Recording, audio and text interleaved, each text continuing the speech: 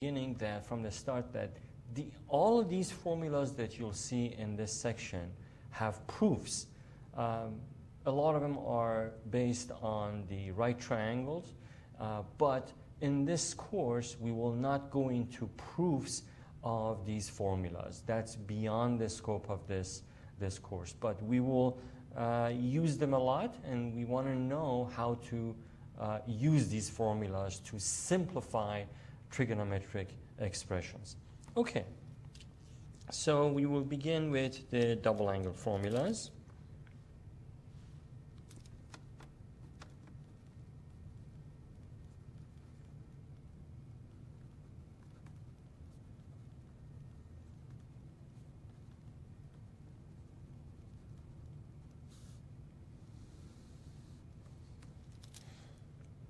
So these are the sine, three of them, but they have equivalent formulas. So let's begin with, let me use blue ink, I guess that would be.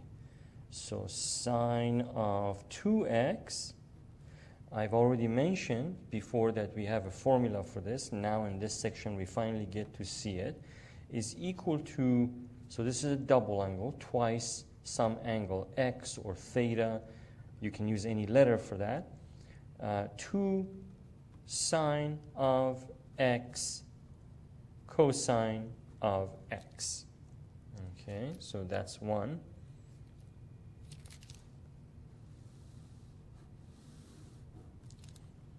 We have the same, so for the cosine, so cosine of 2x is equal to cosine squared x minus sine squared x. So we can either have that, or we can say, so that's, I guess let me box that, but we have something equivalent to this, again for cosine 2x. Cosine 2x again can be equal to, move this up, equal to 1 minus 2 sine squared x. All right, so that's another double angle formula for cosine 2x, and then there's another one.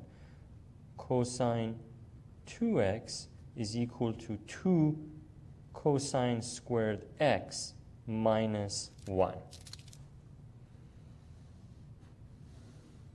So these formulas convert a double angle function or a double angle argument for these sine and cosine functions to a regular angle or single angle function. Okay, and then finally there is the tangent 2x.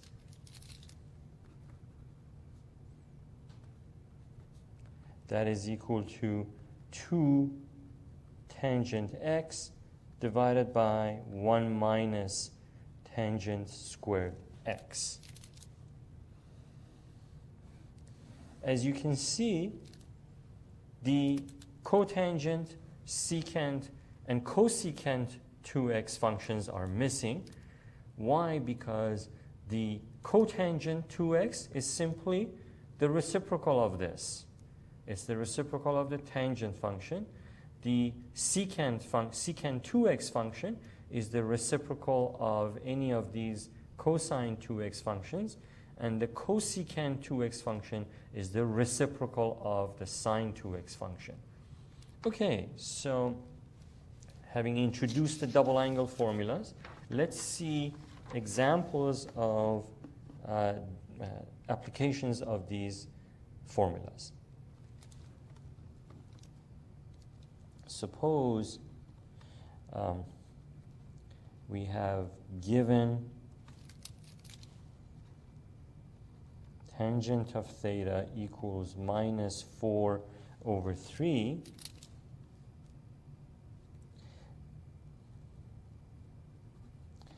And x,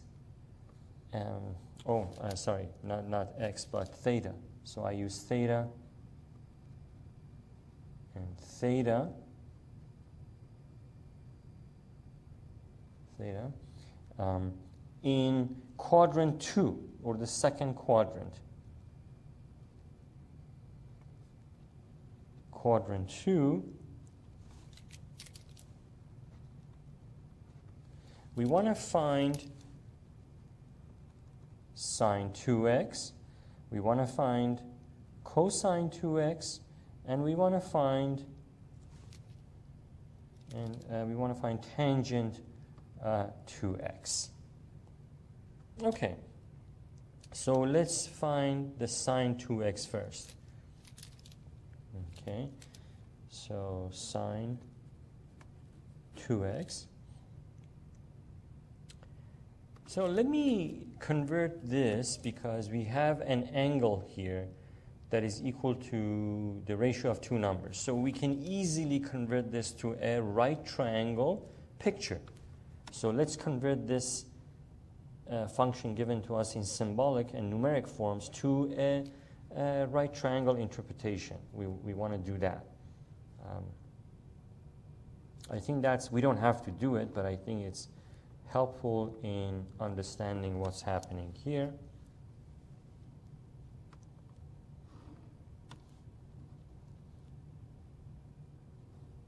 Right, and so suppose we have that, and this is in quadrant 2, so our angle is here, this theta is in, and theta is in the second quadrant, the theta is in the second quadrant, so if I do that, and let's say that this angle is theta, right? And the right triangle would be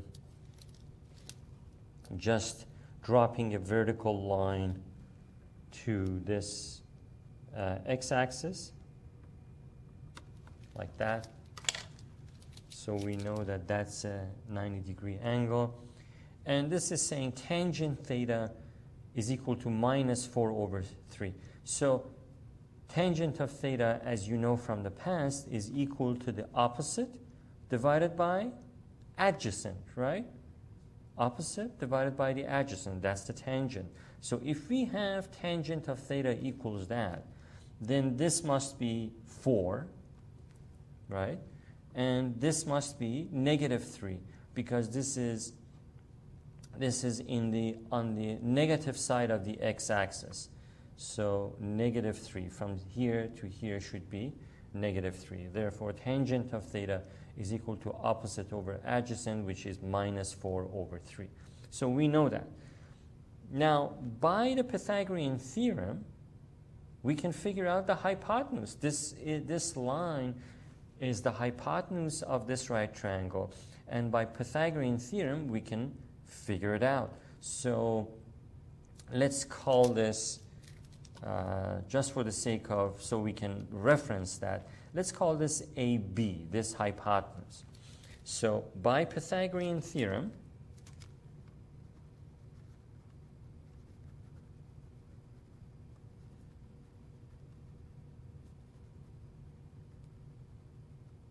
we can say that AB is the hypotenuse, right? So it's going to be equal to 4 squared plus -3 squared will be equal to 16 plus 9, and this will be square root of 25, or 5.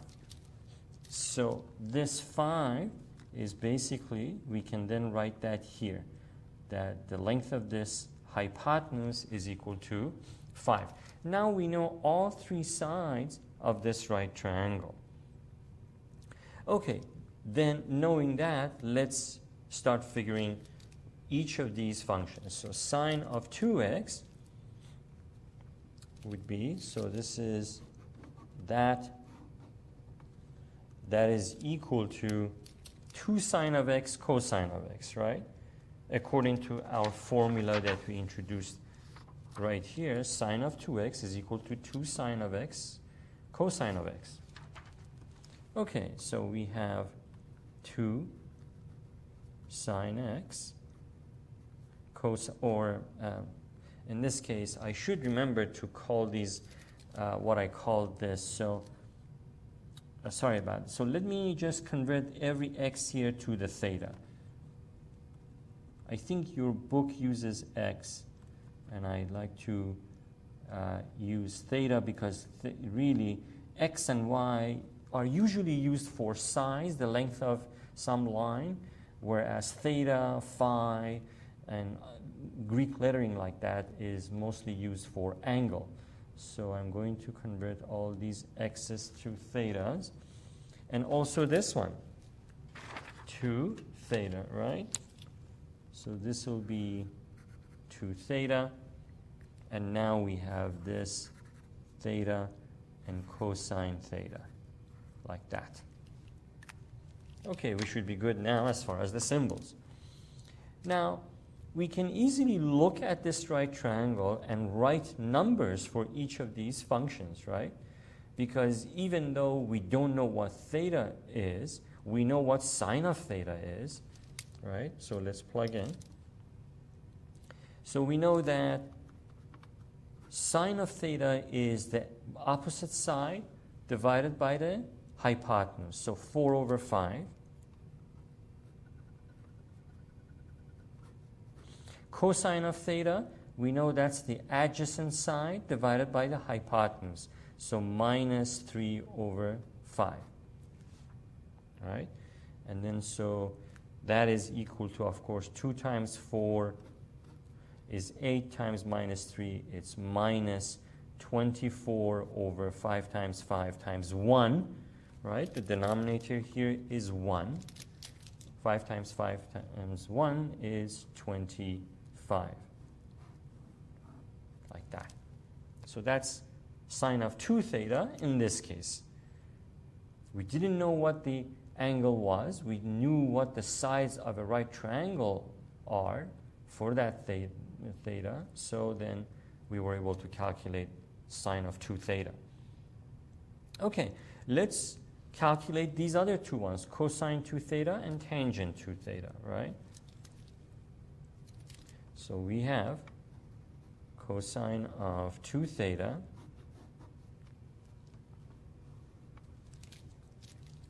according to one of our, cosine of 2 theta has several equivalent formulas, right? So this cosine of 2x is equal to that, cosine of 2x is equal to that, cosine of 2x is equal to that. Okay, so this time, let's use that one. In today's lesson, we will use this one too later, but we can use that one today. We can use any one of these three for cosine of 2x. So that is equal to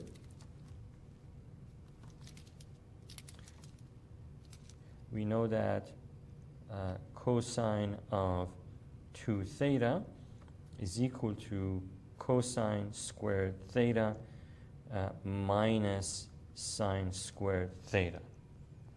Okay. So now we can write down what each of these is given this right triangle that we have. I don't know if I can, so I'll scroll up and down as I write down because I don't think I can keep the figure and my writing on the screen at the same time. So cosine of theta squared, cosine of theta is the adjacent divided by hypotenuse. So minus 3 over 5 squared. Right? So let's write that down. Minus 3 over 5 squared minus sine of theta squared. Sine of theta, according to this, is the opposite side divided by the hypotenuse. So 4 over 5 squared. Like that. So the rest is basic arithmetic, right? So we have 9 over 25 minus 16 over 25. We have common denominator. All we have to do is subtract the numerators. We have minus 7 over 25. So that's that. And now we want to find tangent to theta.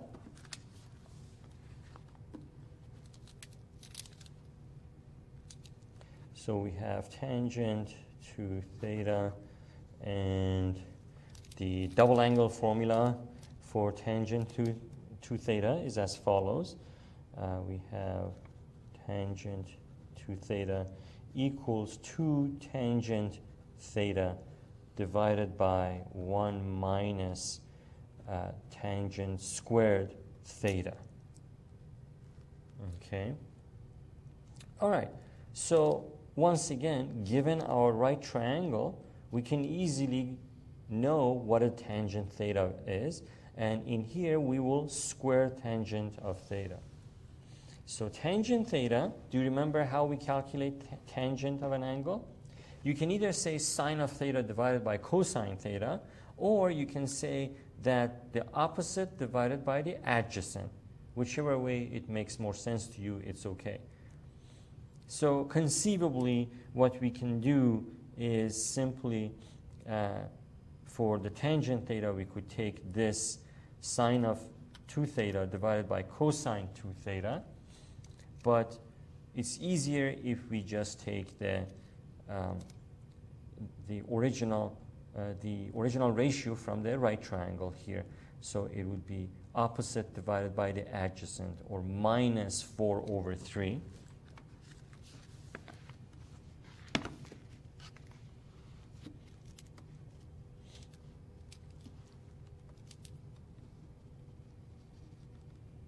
So we have 2 times, right, minus 4 over 3 divided by 1 minus 4 over 3 squared. Okay. All right, so we have, let's simplify this a little bit, minus 8 over 3 divided by 1. This minus squared is going to become positive. So 1 minus positive 16 over 9, right? If you square everything here, you get 16 over 9, and the minus on the outside stays minus. Okay, so let's take the common denominator here, and we end up with, so minus 8 over 3 divided by 9 minus 16 over 9, right? Then with any complex fraction, I hope you remember the way I described in one of the previous videos, that the easiest way to simplify a complex fraction is take the farthest terms and multiply them together, right? Minus 8 times 9.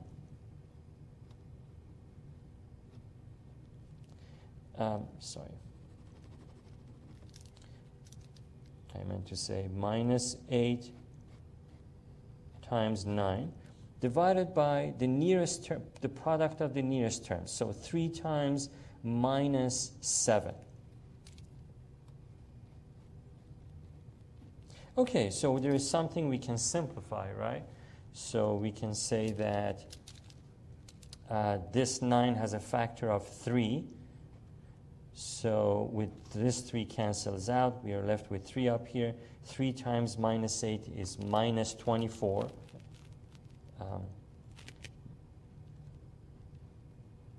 Divided by minus 7. Minus divided by minus is positive.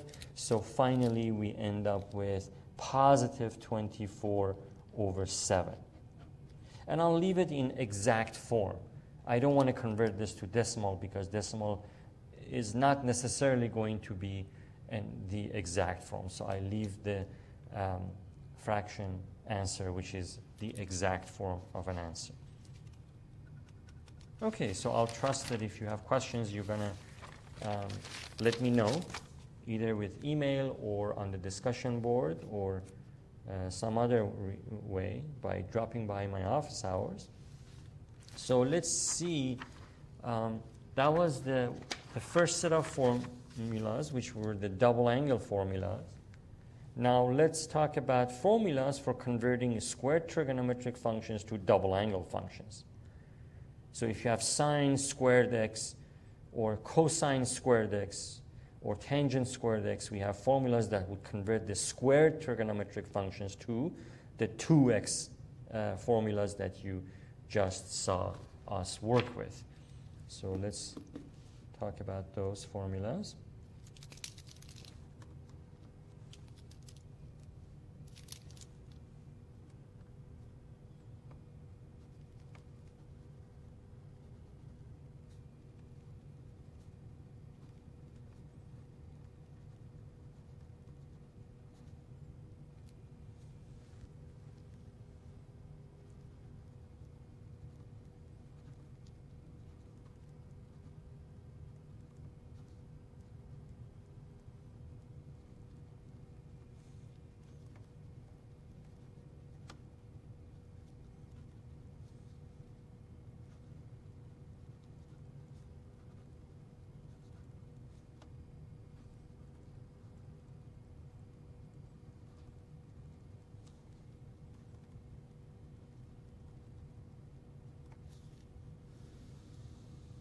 Like that.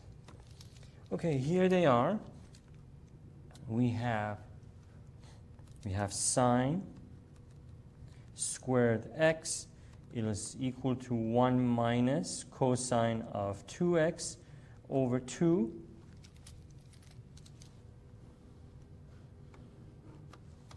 We have cosine squared x equals 1 plus cosine 2x over 2. And we have tangent squared x equals 1 minus cosine 2x over 1 plus cosine 2x. Okay, so these are those formulas that convert the squared trigonometric functions to double angle ones. And of course, the cotangent squared x, secant squared x, and cosecant squared x are missing because each of those is the reciprocal of one of these. Okay? So let's use these formulas to simplify some trigonometric expressions. So here we want to simplify cosine to the fourth power of x,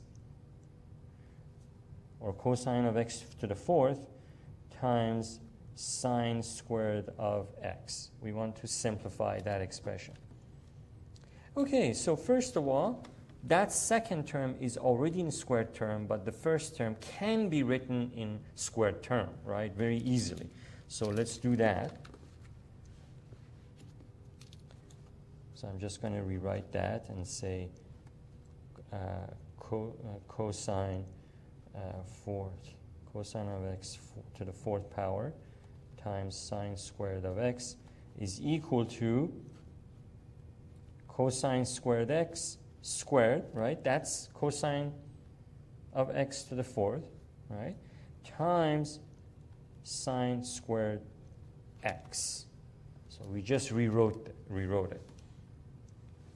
Now each of these can be rewritten in the double angle formula form using these two formulas, this one and that one. So for cosine squared x, I can write 1 plus cosine 2x over 2 squared. And for this one, 1 minus, for sine squared x, I can write 1 minus cosine 2x over 2. Okay, so let's do that.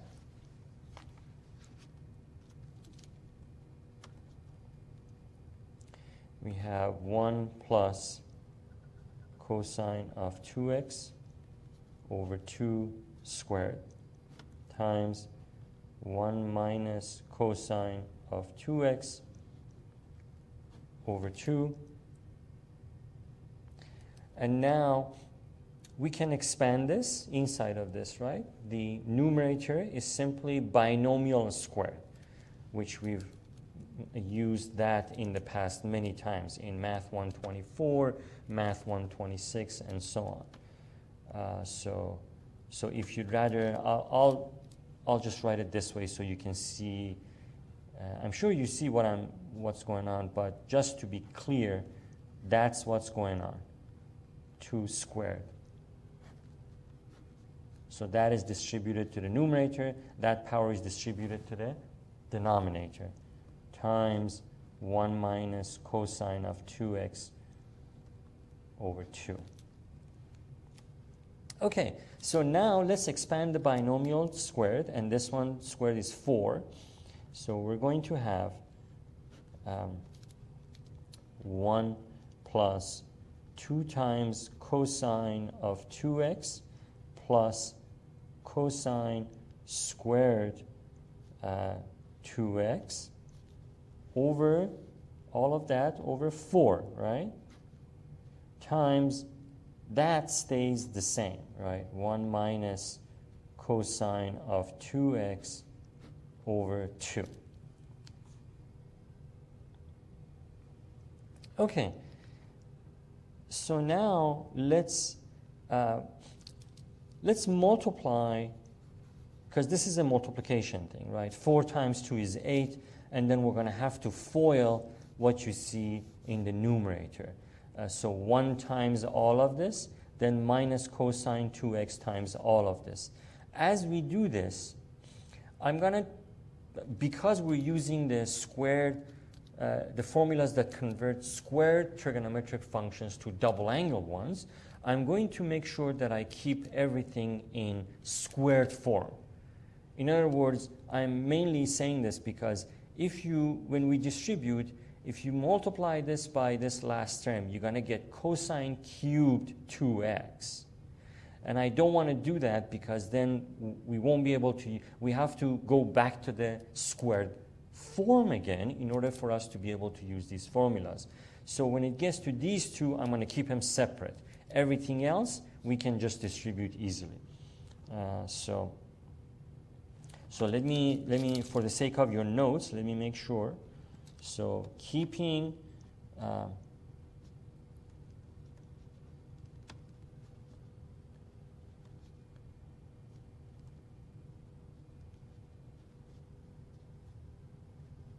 all terms that are in double angle form or in squared form. Let me see, in a squared form as they are, right? So that's why I just wrote down what I said a second ago, that I don't want to distribute this to this. I'm just going to keep them in factored form. So that statement makes it clear in your notes. So we will have, after distributing, we will have 1. So 1 times 1 is 1 plus, so this time 1 times 1 is 1. 1 times 2 cosine 2x is 2 cosine 2x. 1 times cosine squared 2x is equal to plus cosine squared 2x. So we finished with distributing this 1. Now let's distribute the minus cosine 2x into all these 3 terms. So we're going to have minus cosine 2x times 1 minus cosine 2x. Minus cosine 2x times 2 cosine 2x, we have minus 2 cosine squared 2x. Okay, and then finally this times that, like I said, I'm going to keep everything in factored form there. So minus cosine squared 2x times cosine 2x. And the minus is in here, in front. Okay, minus cosine 2x. And I was able to barely fit that here across the page. Okay, all of that divided by 4 times 2, or 8. Okay. So then, let me go to the next page.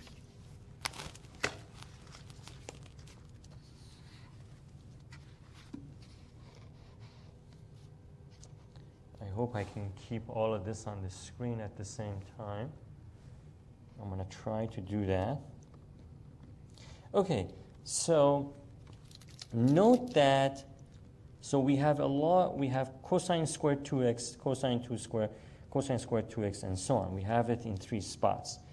And so before we start simplifying this, because, for example, minus 2 times cosine squared 2x, let me simplify it, then I'll make a note about that. But minus 2, the 1, it's already 1, so 1. That doesn't add to anything, so we keep it. Then plus 2 cosine 2x minus cosine 2x, right? 2 cosine 2x minus 1 cosine 2x. So what do these two add up to? Positive cosine 2x, right? Assume, if you have trouble following that, just assume this is 2x minus x, because cosine 2x is common, right? So assume that whole thing is x. 2x minus x is just x. But now instead of x, we have cosine 2x. So 2 cosine 2x minus cosine 2x is positive 1 cosine 2x. Just like if you say 2x minus x is 1x. Okay, that's what's happening there. So far, we're okay with that. We're okay with, we've added these 3 terms and we've simplified. Now these two, this one and that one. So this is, again, cosine squared 2x minus 2 cosine squared 2x. Assume this is x and this is minus 2x. When you add them, you get minus x. But instead of x, we have cosine squared 2x, right? So it will be minus, if you add this to this, you get minus cosine squared 2x. So let's write that down, minus cosine squared 2x. Like I say, maybe I can use a scratch paper if you have trouble following. Let me use a scratch paper because you might have trouble seeing where this term is coming from. See, we're adding these 2 terms together because they're both cosine squared 2x, cosine squared 2x. So let that be x. So x equals cosine. So I'm just clarifying where this term is coming from. Cosine squared 2x, let that term be x. So what would that be? So let this be the case, then this will be, so 2x minus 2x is equal to minus 2 cosine squared 2x, right? That is equal to minus 2x. If that is equal to x, that is equal to minus 2x. So when you add minus 2x plus x, what do you get? On the left-hand side, what do you get? You get minus x. But instead of x, you have cosine squared 2x, so you get minus cosine squared 2x, which is what we have here. Compare that with this. I hope that made it clear if it wasn't clear. Okay, so now we're okay with these two. So now these last two, I want to keep them in factored form, like I say, because those are the formulas we're using, not the cube form. So minus cosine squared 2x times cosine of 2x. All of that over 8. Okay, now recall that, so this we don't need.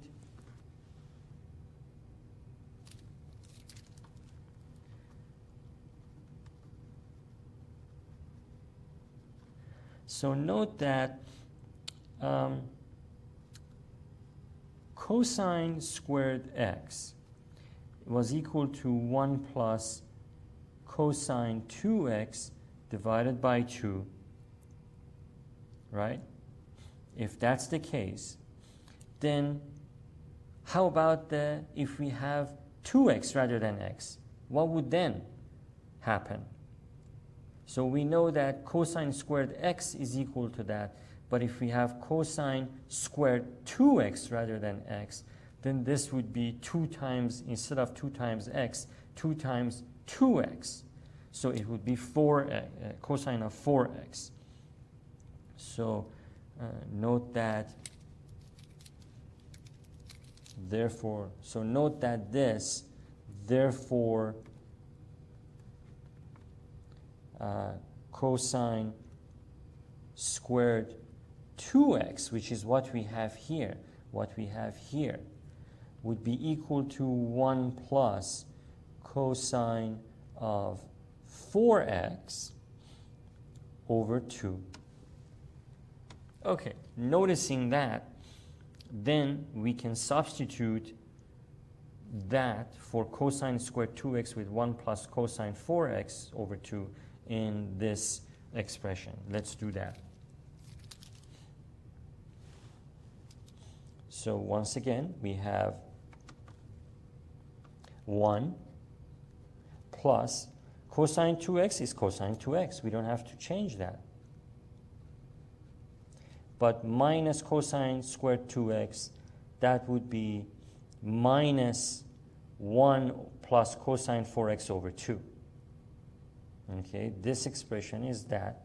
So minus this is minus all of that. So minus 1 plus cosine 4x over 2 minus that one is just, let's see, that one also. So we have cosine, yeah, that's in factored form. So I'd like to also change that. I'm going to keep it in factored form, but instead of that, we will replace it with 1 plus cosine 4x over 2. So minus 1 plus cosine 4x over 2 times cosine 2x. All of that over 8. Okay, now we can multiply these things, so and simplify and take the common denominator. Okay, so we have 1. I will do this step by step. So first I'll distribute this, then take the common denominator. So 1 plus cosine 2x minus, I'm going to keep this for now the same,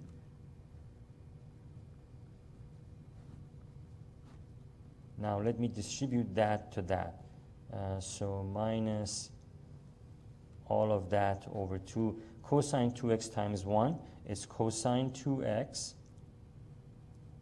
Cosine 2x times cosine 4x is simply plus cosine 4x times cosine 2x.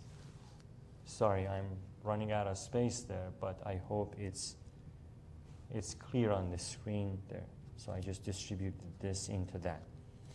Okay, all of that over 8. Now we can take the common denominator up here. So taking the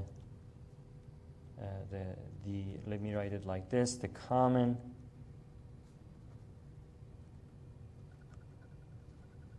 denominator is 2 in the numerator of this whole big fraction. in the numerator.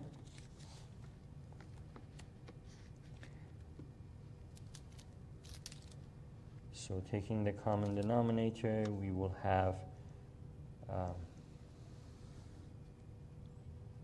2, and then this will be 2 plus, because the denominator is 1, so we have to multiply the numerator of all of these terms by what's missing from their denominator when you compare it with the common denominator.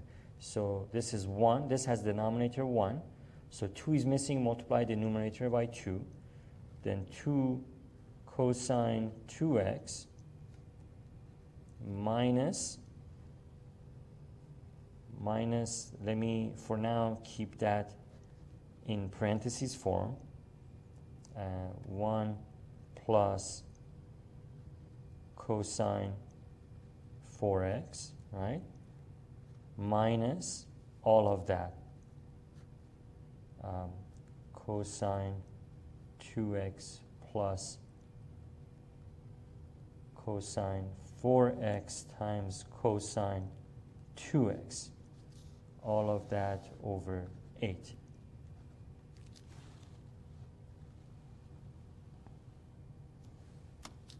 Okay, so we have this times, let's simplify a little more, one more step. So we have 2 times 8, because 8 has denominator 1, so 2 times 8 is 16, and all of that times 1 is itself. All right, so we have 2 plus 2 cosine 2x, let's distribute this minus 1, minus cosine 4x. Now distribute this minus cosine 2x minus cosine 4x cosine 2x. So 2 minus 1 is 1, right? 2 minus 1, that's just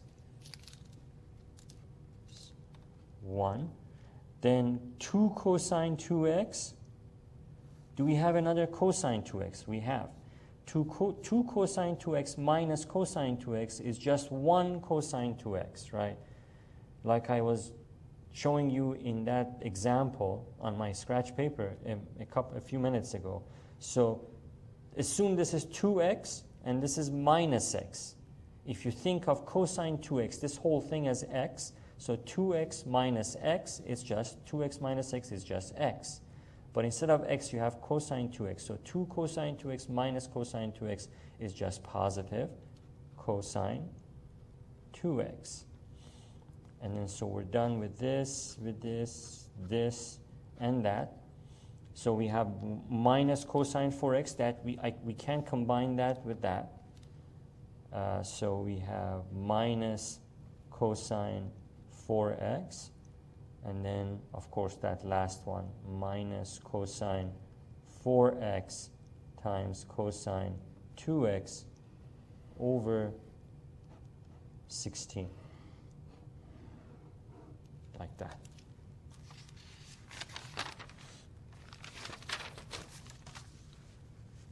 Okay, so we applied all those formulas, the double angle formulas, the squared to double angle formulas, and all of that.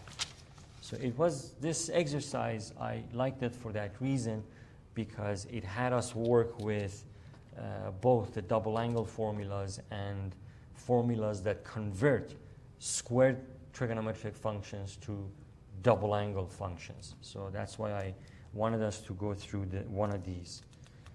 Okay, so next we will look at the half angle formulas, the third one.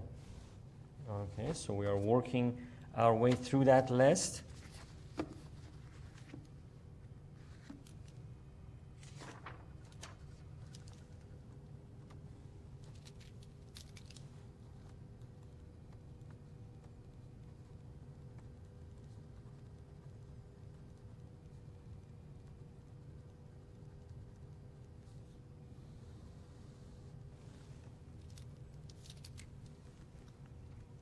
Okay, so the half angle formulas are as follows. Sine of, I've been using theta and x for angle, so let's use other letters. So let's use, so you get used to these. So because you're going to see these in books anyway. So sine of u over 2, so that's a half angle, right? Sine of that half angle is equal to plus or minus square root of 1 minus cosine of u over 2. And of course, that depends on which quadrant is we're talking about. Okay, some quadrants that would be positive, another quadrant would be negative. Okay, so then, so that's one of them. The other half angle formula would be for the one for cosine. So cosine of u over 2 is equal to plus or minus the same thing, but with 1 plus cosine u over 2. 1 plus cosine of u over 2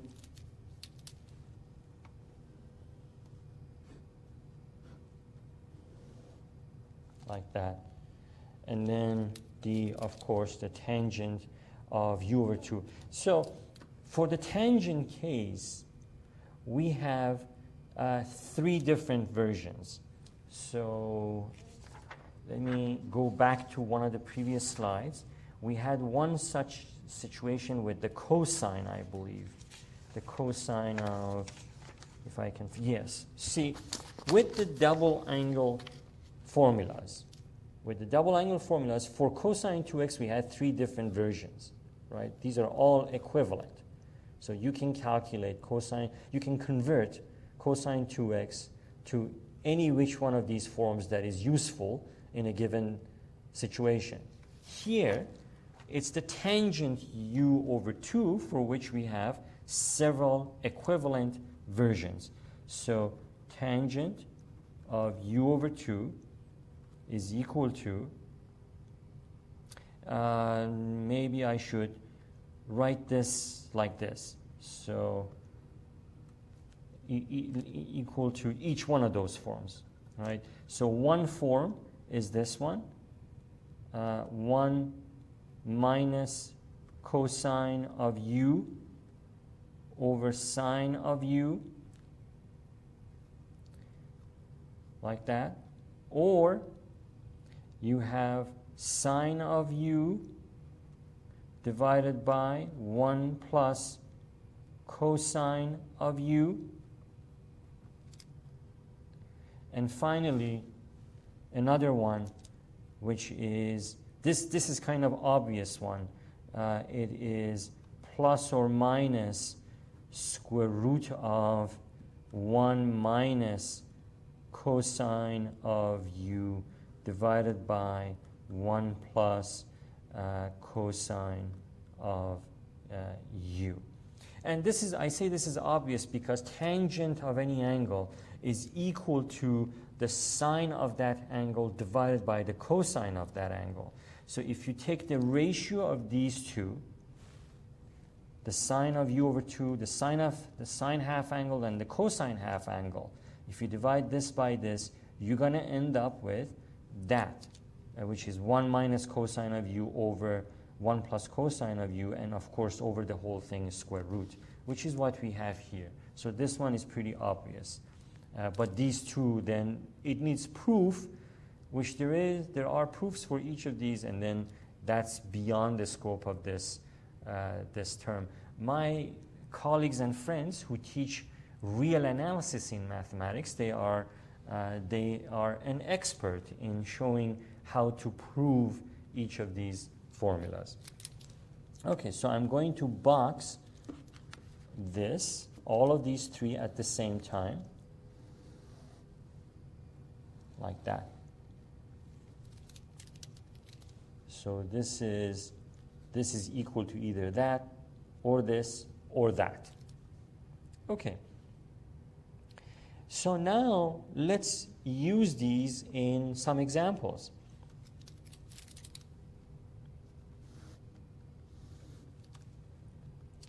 I don't think I'm going to be able to fit this example at the bottom of this page, so let me move to a new page. So we want to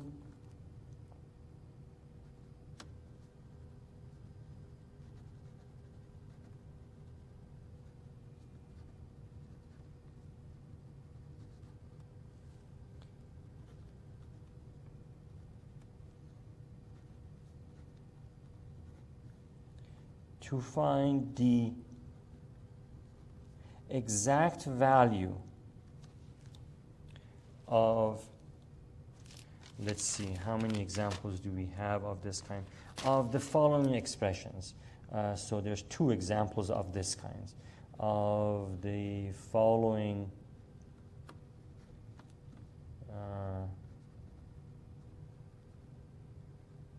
expressions.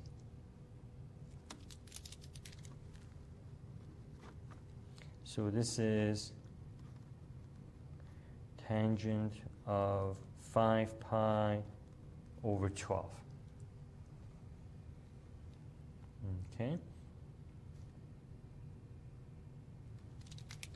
All right, so let's write this. Right now, this is not in half-angle formula form, right? And we have to use the half-angle formulas. So how can we write this in a half-angle form? So let's do that. So we know that tangent 5 pi over 12 is equal to tangent of 5 pi over 6 divided by 2, right? So in this case, u or theta or x, however, whatever you want to call it, that is, let me bring back this. So in this case, the u over 2, u is this whole thing, 5 pi over 6 over 2. So now this expression is in this form. So we can apply the formula, one of those three forms, to this. So let's apply this one. Let's apply the first one. Tangent of u over 2 is equal to 1 minus cosine of u over sine of u. We're going to use that. So this is equal to 1 minus cosine of 5 pi over 6 divided by sine of 5 pi over 6. Okay. So now, where is this located? Because we have, in one of those formulas, it says plus or minus. So we want to know if it's positive or if it's negative, but even though we're using this, we still want to know, let's explore which quadrant this is. Now, 5 pi over 6, it's a little bit less than pi, right? So this would be in the second quadrant. So if we draw a quick picture of where this is, so let's do that here. And we have that. Just a quick picture to get a feel for what's happening here. So we have 5 pi over 6 is that angle. So this is 150 degrees is equal to 5 pi over 6. That's positive 5 pi over 6. So that's that. So this is our second quadrant right there. And so what is the reference angle for this? Right? You can either take the cosine of 150 degrees or 5 pi over 6, or if you want to use the a special table of special triangle values like this one, you need the reference angle, right? Because these are the reference angles. So let's see. The reference angle for this the reference angle being the angle between the x-axis and the terminal side of any angle, is equal to, what is that angle? 30 degrees, right? That's 30 degrees, or what would that be in radians? In radians, do you remember? It would be pi over 6. Okay, so now that we have that information, we can convert this angle to its reference angle. It makes no difference. Remember why reference angles are so important?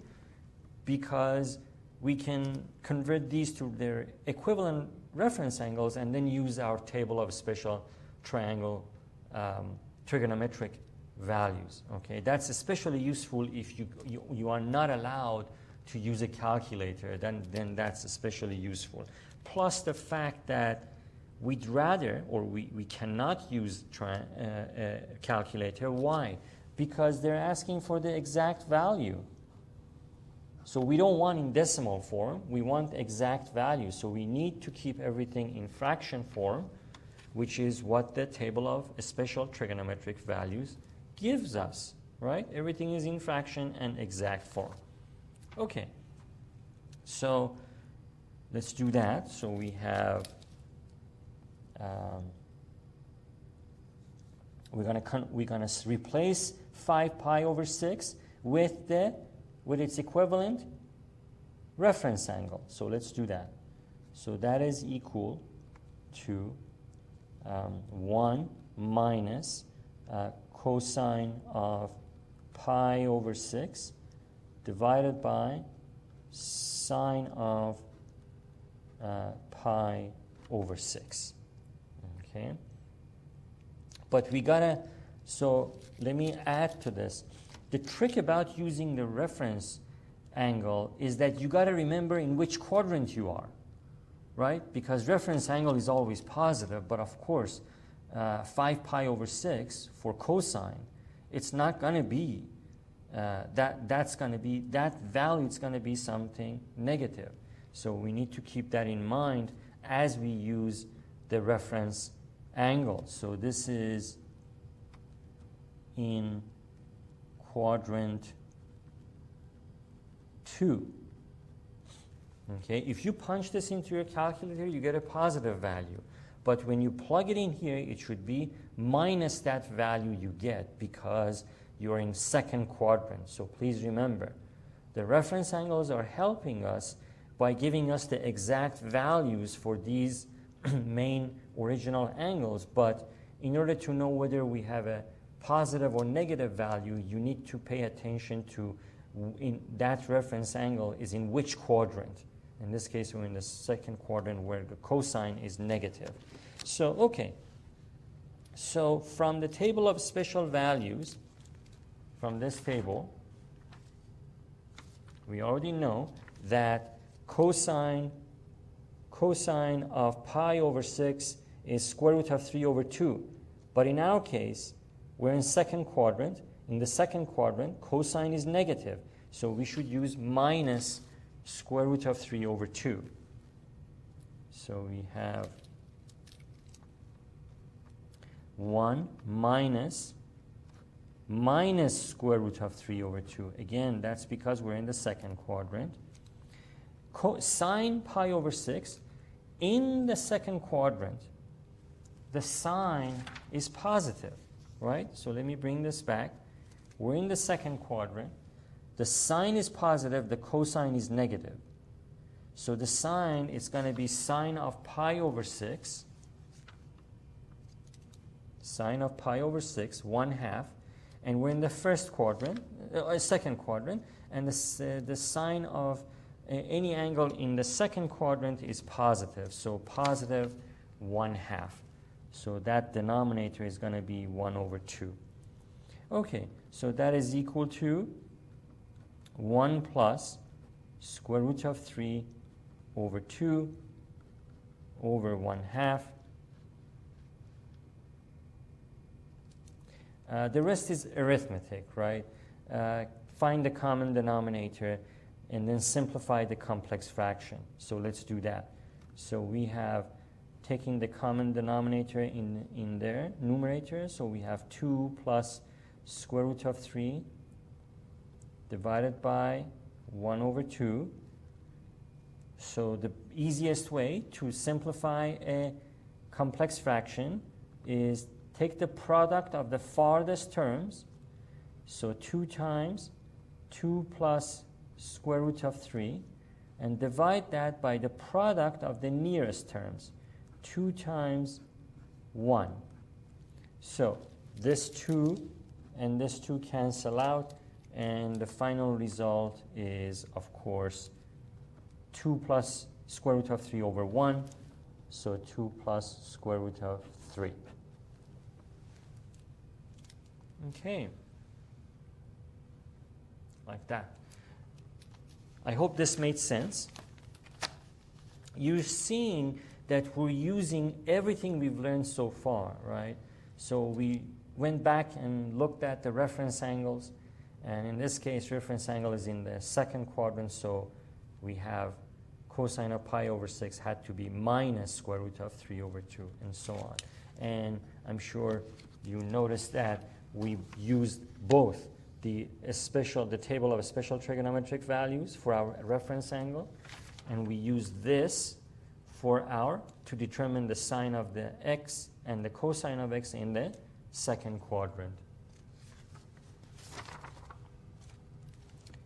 Okay, so let's see another example.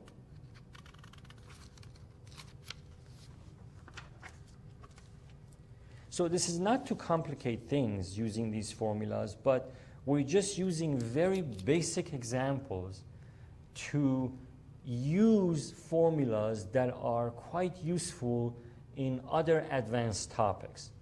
Okay, that's all. Just to get a little bit of practice with these formulas. So part B, we want to calculate the exact value of this angle, because if you punch this in your calculator, the value you get is not going to be exact. As a matter of fact, let me bring my calculator here for a second just to make sure that you see what I mean. We don't want this form. So first I'm going to check to see my, okay, the mode for my calculator is in degrees. That's what I want. So I'm going to OK that. So sine of 75 degrees, see, that quantity is not exact. As a matter of fact, the screen, my calculator screen goes that far, but if it allowed more digits to show, you'd see that there are more decimal values. I'm sure there is. There are more values beyond that 2,6. So this is not an exact value. We want exact values for these for that. So these formulas that we're introducing help us find the exact value, not the value that the calculator shows us. Okay. So, well, since we were talking about the quadrant and all of that, in which quadrant are we here? This is not 5 pi over 6, right? This is 75 degrees is in the first quadrant. So a quick picture. So we are here, somewhere here, like that. So this is the 75 degrees angle. What do we know about the first quadrant? So this is the first quadrant. What do we know about it? What we know is that the reference angle for any angle in the first quadrant is equal to that angle. So what's the reference angle for 20 degrees? 20 degrees in the first quadrant. What's the reference angle for 38 degrees? 38 degrees, right? So that's the same. But we, of course, at this time, we can't use the half angle formulas that we've learned so far unless we need to convert this to an half angle measure of the same angle. So if we do, so 75 degrees is not going to, let me bring back this table. So if we do We could do 45 plus 30, but that would be the addition and subtraction formulas which we talked about in section 7.2. We do not want to use those formulas, right? We want to use half-angle formulas. So we can't use that. 75 plus 15 would give us 90. No, 15 degrees is not one of these special trigonometric values. So what else can we do? Well, to get 75 degrees, let's first convert this to a half angle. To convert this to a half angle is, we can write sine of 75 degrees is equal to sine of, let's see if this will help us, 150 over 2 degrees. Okay, right? 150 over 2 is 75. So, but what would be the reference angle? So this would definitely make this a half angle, sine of a half angle.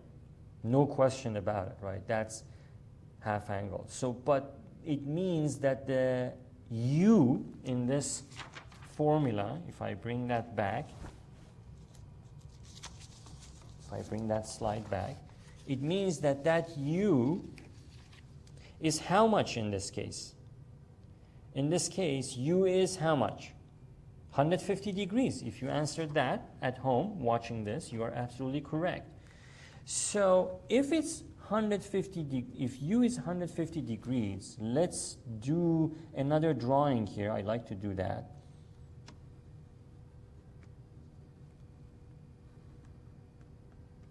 So this drawing is associated with that, and this drawing is associated with this one. Okay, so we have that, and I'm going to draw a rough sketch of 150 degrees.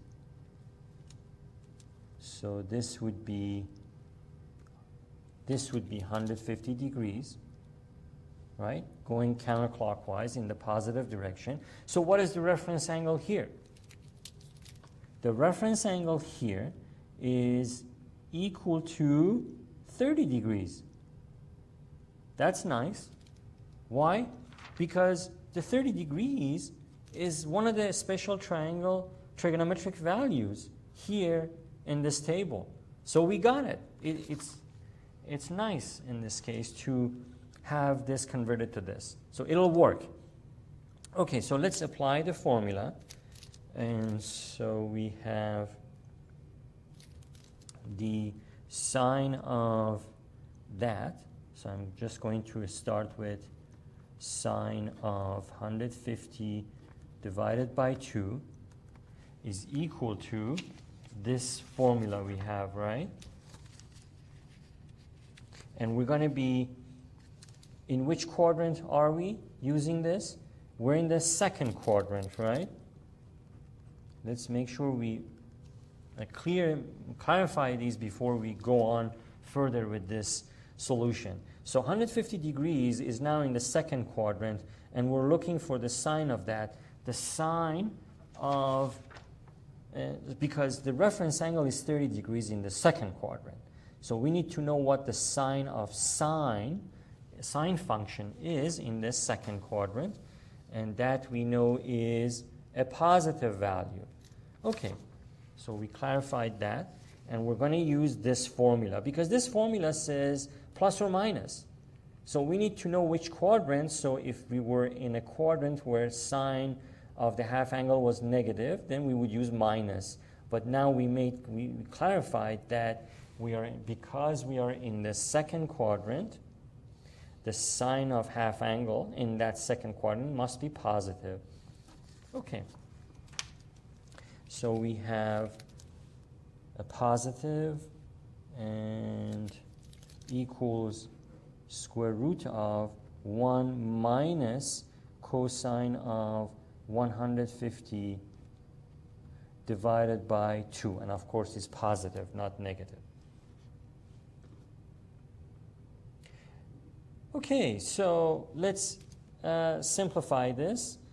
We have square root of 1 minus, we have the reference angle for 150 degrees, which is 30 degrees, right? So if you remember what that is, sine of 30 degrees, is it? So sine of, let's see, cosine, sorry. So we went from this sine to cosine. So we're looking for the cosine of 150 degrees, and in the second quadrant, cosine, it's negative. So let me bring this back. So over here, the sine was positive, but we went from, in the formula, we're moving to cosine of 150 degrees in the second quadrant, right?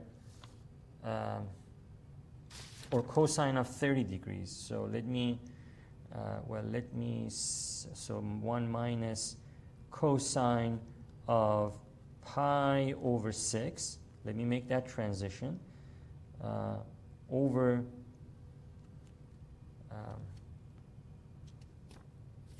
I'm wondering if I do that, will I,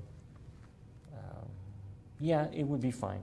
So I'm just using just remember, I'm using the reference angle. I cannot stick with this because this will not give us an exact value. Remember, we're looking for an exact value. If I take the cosine of 150 with my calculator, it's going to be something like this. See, cosine of, it's going to be negative, but it's not going to be exact. So cosine of 150, see, minus 0.866 something, right? So we don't want that. I have to convert to, in order to stay exact, I have to convert to the reference angle, and then over 2. Okay, but this is in the second quadrant. I'll try to, I hope I don't make this more confusing by doing this, but this is in quadrant 2, right? That's where the reference angle is. It's in quadrant 2. So we need to be careful about the sign of cosine of pi over 6 in the second quadrant. The cosine is in the second quadrant. The cosine is negative, okay? And negative pi over 6. So cosine of pi over 6, cosine of pi over 6 is the square root of 3 over 2. But it has to be negative in our calculation because we're in the second quadrant. Okay, so let's do that. I'm going to plug in those values. Square root of 1 minus square root of 3 over 2, right? This minus is because in the second quadrant. All right, like that. So let me, like that. I just wanted to make sure that you connect what's happening in this calculation with that. All right, so all of that over 2. And, okay, so that should do it. Now let's take the common denominator in here. So we have square root of 1 plus square root of 3 over 2 divided by 2. That is equal to, taking the common denominator, we have square root of 2 plus square root of 3 over 2 equal to square root of, what do we have? So the denominator here, I'm going to do this once just to make clear. The denominator here is 1, right? So the easiest way to simplify any complex fraction is take the product of the farthest terms. the terms that are farthest away from each other, and put it in the numerator. So 2 plus square root of 3 times 1 is 2 plus square root of 3, right? Divide that by the product of the nearest terms. 2 times 2 is 4. Okay, so what do we have? We have inside the radical, we have 1 over 4 times 2 plus square root of 3. So this is square root of 1 over 4 times that. So we can remove the 1/4 because this is square root, and it becomes 1/2 when it comes out, times square root of 2 plus, let's see, so 1/4, 2 plus, did I make an error here? No, so I'm double checking what I've done here just to make sure. 2 plus square root of 3. No, that should be fine, yeah. And so 2 plus that, and just double checking, so 2 plus that is equal to over 2, that's fine. And this is fine. And so this should be 2 plus square root of 3, and then 1/4. Yeah, that should be fine. Okay. So something caught my eyes, and I had to double check that. So this will be 1/2 square root of 2 plus square root of 3. And that is the final answer. So I know you're looking at this and saying, what is going on? This is square root of 2 plus square root of 3, but this is exact value of sine of 75 degrees, which we started with in this problem. Okay? All right. So let's use another example.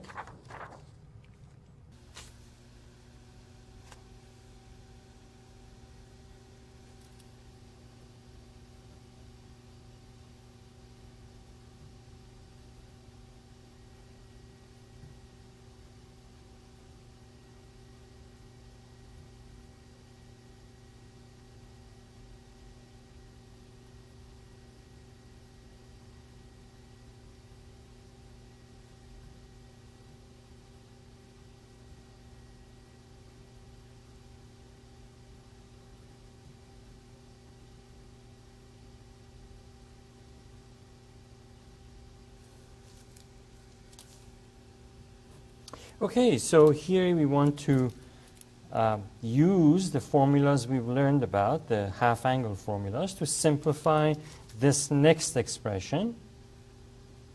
We have cosine squared theta over 2 minus sine squared theta over 2, and we want to know what that expression equals.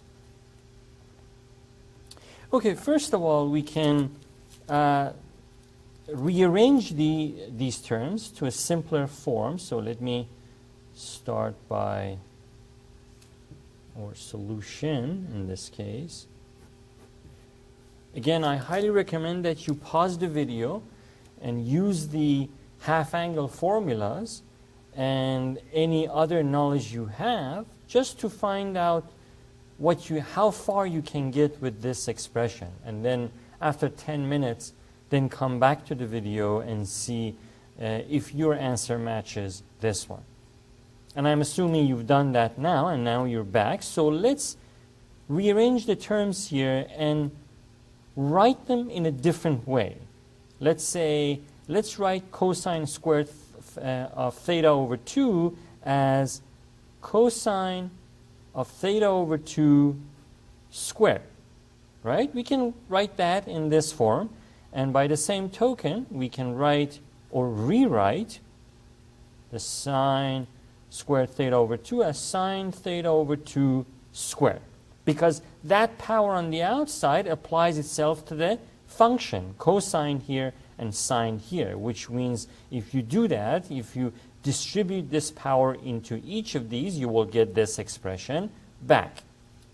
Okay. Now, the nice thing about this transition, or rewriting this expression in this form, is that now we can apply the half-angle formulas, right? So we know that, or we recall, we know these two formulas, right? We know that cosine of theta over 2, or cosine of the half angle, is equal to plus or minus square root of 1 plus cosine of theta over 2, and the sine of half angle formula is equal to plus or minus square root of 1 minus cosine of theta over 2. Okay, so we can simply then substitute for each of these inside the bracket with their equivalent half angle expressions, right? For instead of that, we replace it with that. Okay, so let's do that. I'm just going to put an arrow like that. So substituting, we have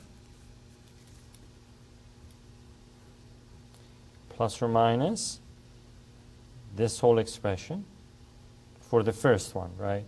1 plus cosine of theta over 2 squared minus all of that for that expression, 1 minus, or plus or minus, I should say plus or minus square root of 1 minus cosine of theta over 2. That's plus or minus, just like this one.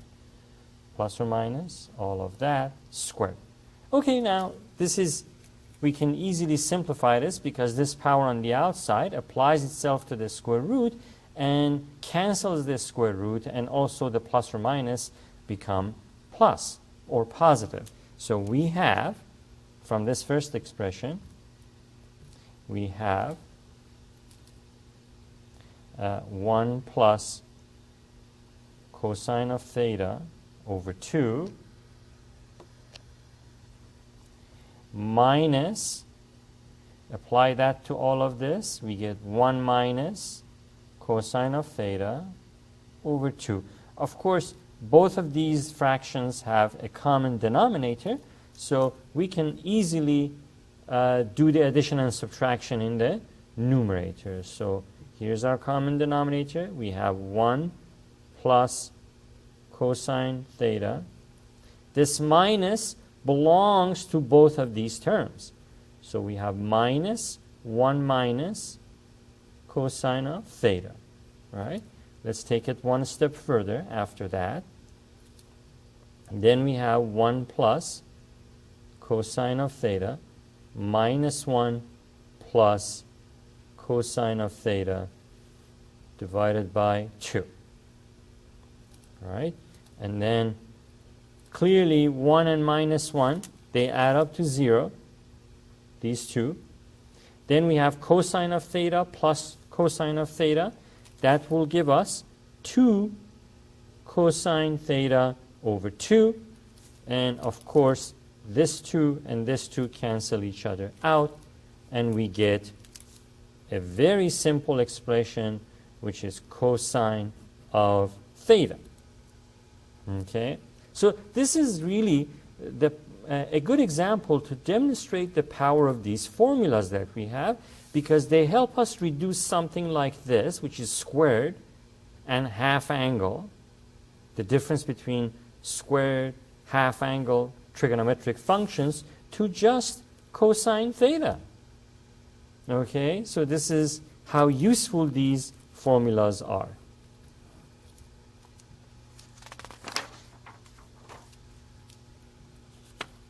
Okay, so let's do another example of another kind.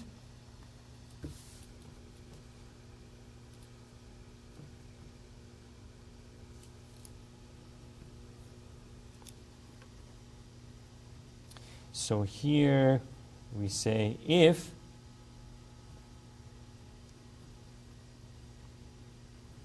tangent of x equals 1 and x is some angle between 0 degrees and 0 degree and 90 degree, we want to find these quantities: sine of x over 2, cosine of x over 2, and tangent of x over 2. Okay, that's our goal.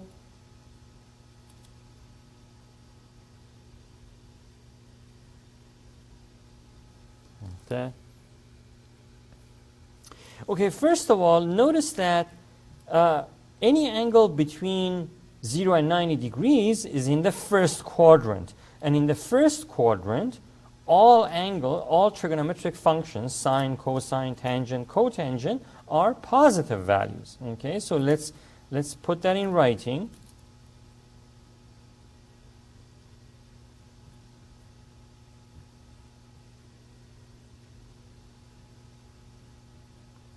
Tangent of x equals 1,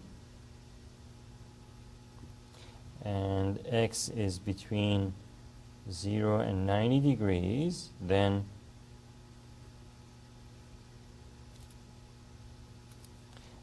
x, we know from the table of special trigonometric special angle values, that table that we introduced early in the semester, that the tangent of 45 degrees is equal to 1, right? The sine of 45 degrees is square root of 2 over 2. The cosine of 45 degrees is square root of 2 over 2. So the sine over cosine would be 1. So that's the only angle, the 45 degree angle, or pi over 4, is the only angle in this interval for which the tangent is equal to 1. Okay, so then x equals 45 degrees or pi over 4. Okay, that's the first thing we want to make a note of. And also something that I said earlier, in this interval, all trigonometric functions are positive. And also noting that in the first quadrant, which is 0 to 90 degrees, all trigonometric functions are positive.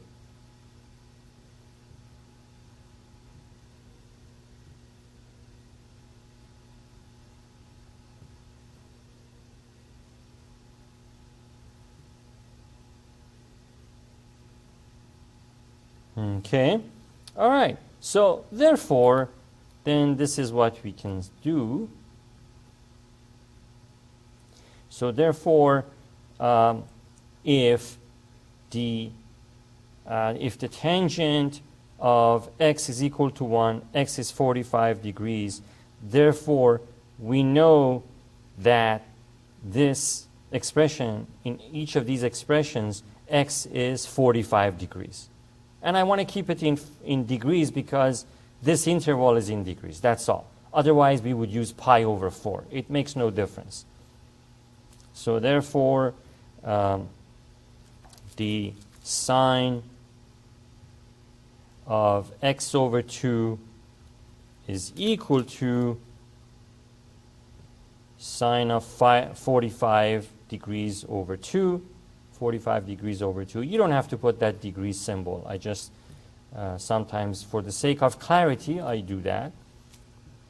And then using the half-angle formulas that we have, and we know the half-angle formulas are plus or minus, right? But we determine that everything is positive in the first quadrant. So I'm not going to use the negative one. I'm just going to use the positive one.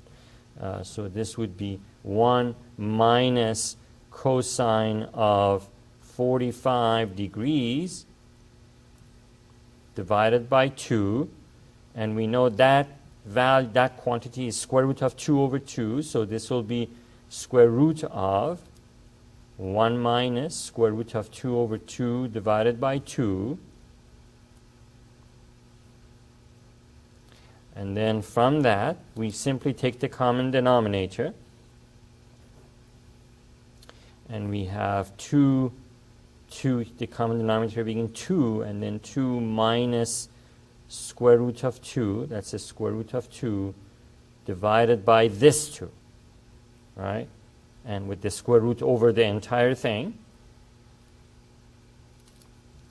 Then we have, let's simplify this, we have square root of 2 minus square root of 2 over 4. That's just a complex fraction, right?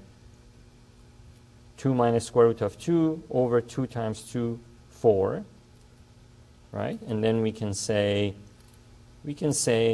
inside the radical we have 1 over 4 times 2 minus square root of 2. This 1 over 4 is 1 over 2 squared. It can leave the radical expression. Right? Let me move this up a little bit. So we can write 1/2 times square root of 2 minus square root of 2. Okay, so that's the full exact expression for sine of 45 over 2, 45 degrees over 2, or that half angle. Okay. All right. So we still have work to do, right? Because they asked us to find cosine of half angle. X we know is 45 degrees, and also the tangent of 45 degrees over 2. So let's continue with that.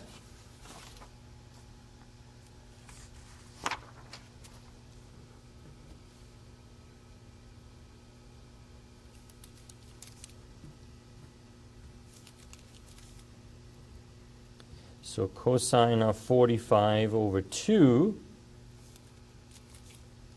again, cosine is has a positive value in the first quadrant, so we toss out the negative part, and we simply write 1 plus cosine of 45 degrees over 2. Okay, and then again, the value of sine and cosine in the of 45 degrees is square root of 2 over 2. So this is equal to 1 plus square root of 2 over 2 divided by 2. Just like before, we're going to take the common denominator in the numerator of this complex fraction. We end up with 2 plus square root of 2 divided by this 2, right? Like that. And then, again, simplifying this complex fraction, we're going to have 2 plus square root of 2 over 4. Okay? And then, just like before, we know that 1 over 4, let's factor that out, times 2 plus square root of 2. We know that 1 over 4 is really 1 over 2 squared. So, and this is a square root, so 1 over 2 can leave the radical. We have 1 over 2 times square root of 2 plus square root of 2. So we're going to have just this square root of 2 plus square root of 2, and this 1/4 comes out and becomes 1/2. So this is, again, our value for cosine of 45 over 2. Okay, that's that. And then we have one more, right? We have one more to do. We have the tangent one. I don't think I can fit the tangent of 45 over 2 in the rest of this page, so I'm going to continue that on the next page. Okay, so we have that, and we want to find tangent of 45 over 2. Okay, so from the half angle formulas, we remember that tangent of half angle can be written as 1 minus cosine of 45 over sine of 45 degrees. Okay, and then so this is again pretty easy because this is one of the special reference angles. So 1 minus square root of 2 over 2 over, of course, this is again square root of 2 over 2. Okay, so the rest is really just working out the algebra for this and simplifying it. So that'll be, let's take the common denominator. We have 2 being the common denominator, and then 2 minus square root of 2 divided by square root of 2 over 2. This is a complex fraction. Of course, you know that this is, so we can eliminate these 2's, right? And we have 2 minus, that expression simplifies to 2 minus square root of 2 over square root of 2. But of course, by now you know, most of the times, we don't like to have a radical expression in the denominator. So we want to rationalize this. So we say that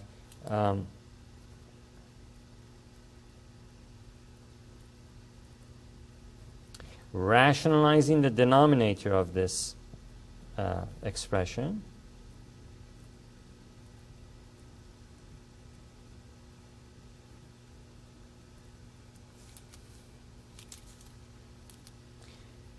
so we have 2 minus square root of 2 over square root of 2 times square root of 2 over square root of 2, right? That's going to rationalize the denominator. So what do we get? We then have square root of 2 times 2 minus square root of 2 divided by square root of 2 times square root of 2 is just 2. Okay, so let's simplify what we have up here. And we have, let's see, so we have 2 square root of 2 square root of 2 minus, that's square root of 2 times 2, that's 2 square root of 2. Square root of 2 times minus square root of 2 is just minus 2 over 2. Right? And then, of course, factor out the 2. We have square root of 2 minus 1 over 2. And then the 2 and the 2 cancel each other out. And we end up with square root of 2 minus 1.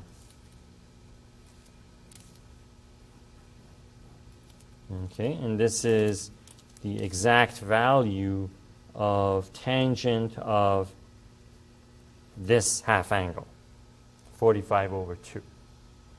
Okay? Like that.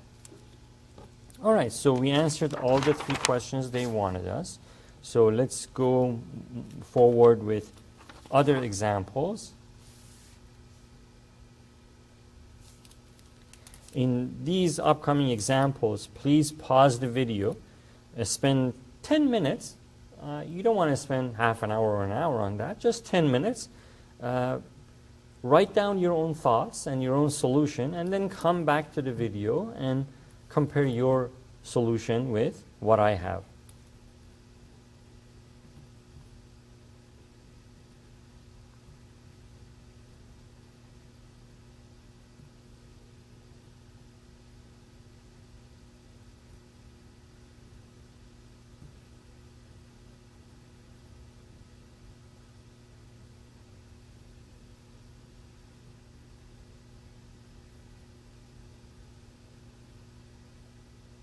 In X. And let's see, I think we have more than one. Yes, so we have two such examples. So let me make this plural as an algebraic expression in X, and this will be part A of that. And then we'll have also a part B.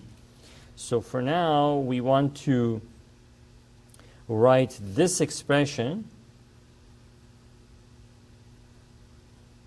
in X. Well, by now you know that every time we see the inverse trigonometric function of any kind, that refers to an angle, right? So this whole thing is some angle. Let's call it theta. You can call it beta or alpha or whatever you like. So I called it theta, but it is an angle. Now, if that, as soon as we label that, then, and by the way, so this is the solution here. Then that implies that we can write sine of theta is equal to x.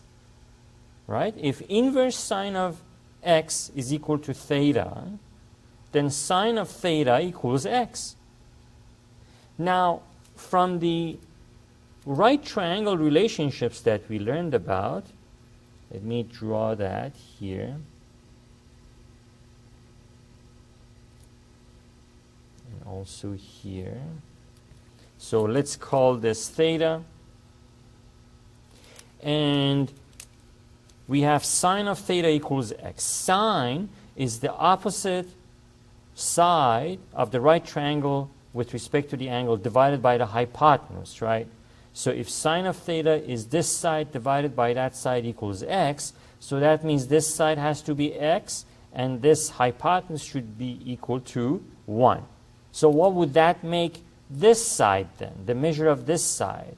We can easily calculate that by using the Pythagorean theorem. So let's do that. So using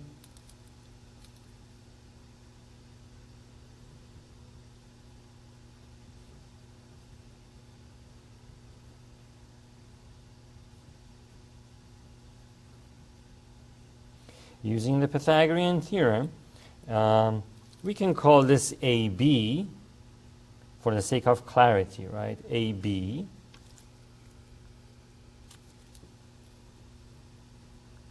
Then AB would be equal to square root of 1 squared, that's the length of the hypotenuse squared, minus x squared. But that's just 1, so we have square root of 1 minus x squared. And we can write that here.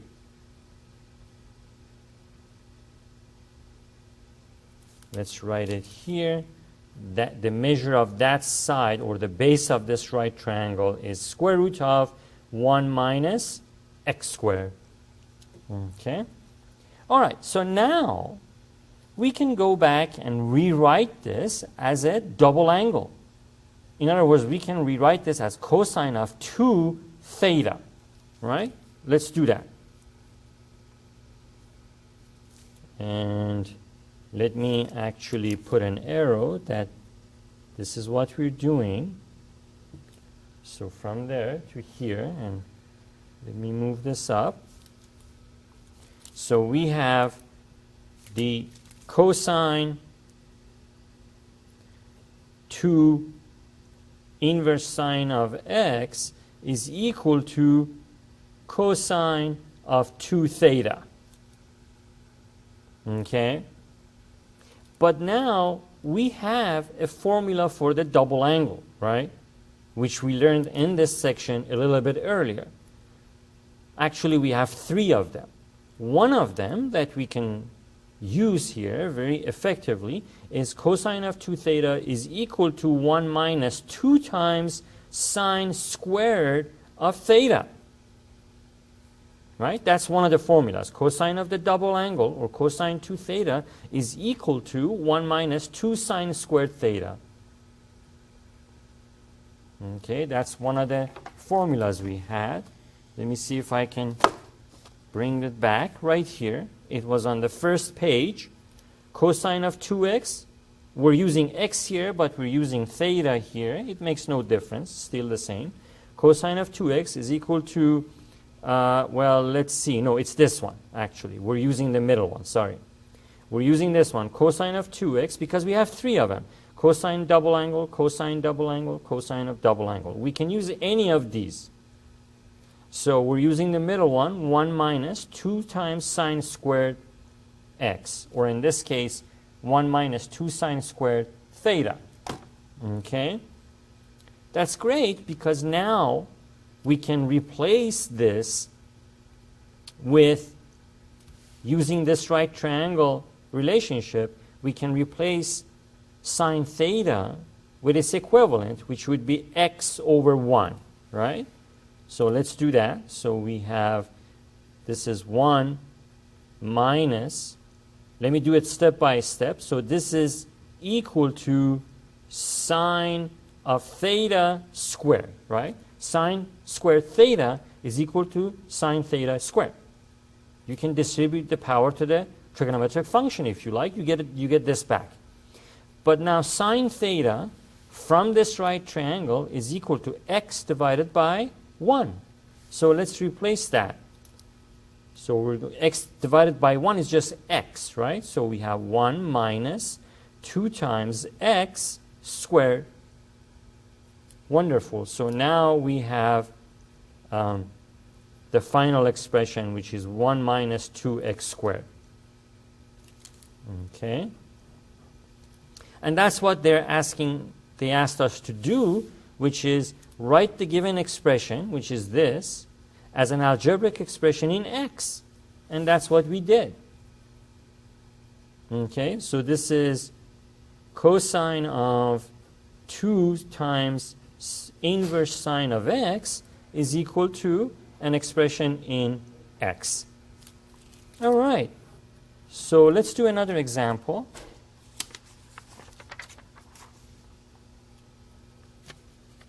And that would be part B.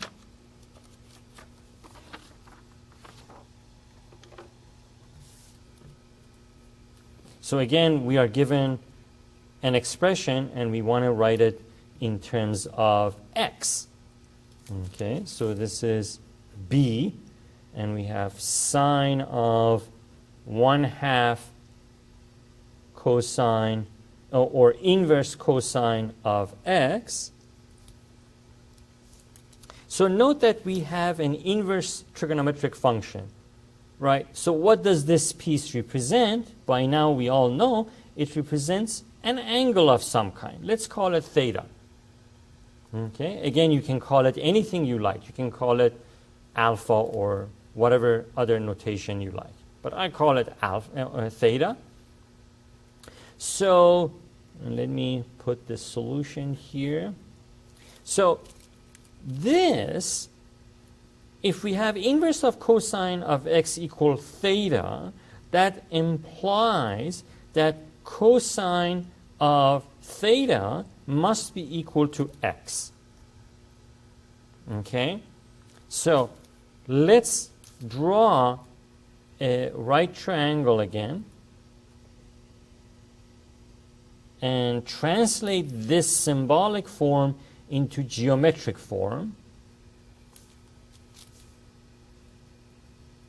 So if this is theta and cosine of theta equals x, cosine of this angle is equal to the length of the adjacent side of this right triangle divided by the hypotenuse. If cosine of theta equals x, that means this side must be x, and the measure of the hypotenuse must have been 1. So adjacent side divided by the hypotenuse is x, x divided by 1 is the only combination that can give us that. that result. So the question is, what is the length of this side? We can easily calculate that using the Pythagorean theorem. Let's do that, just like the previous example. So using the... By the way, I hope you've already worked on this before looking at my solution. If not, it's not too late. You can just pause the video, work this out on your own, and then come back to the video. So Pythagorean theorem, we have, let's call this AB again. So let me call this A and this point B. So AB is equal to square root of 1 squared minus x squared. 1 squared is again is 1, so we simply have 1 minus square root of 1 minus x squared. So this then, we can write that up here, this result, and we can say that this is 1 square root of 1 minus x squared. Okay. Now then, let's translate this into this half angle formula, right? That's a half angle formula. Let me draw a line here so that I'm trying to keep everything on the screen as much as I can, and that should be good. So we have the sine of 1/2 inverse cosine of x equaling sine of 1/2 times theta, right? We decided that that piece is equal to theta. So that's that. Or simply sine of half angle, right? We can write that like that.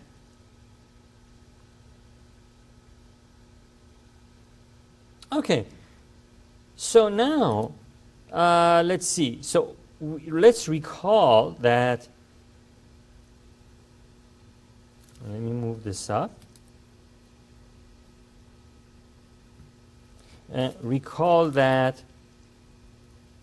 sine of half angle is equal to plus or minus, but we're in the first quadrant. Let's take this in the first quadrant.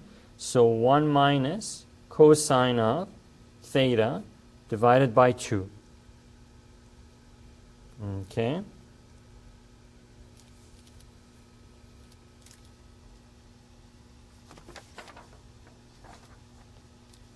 In the first quadrant. So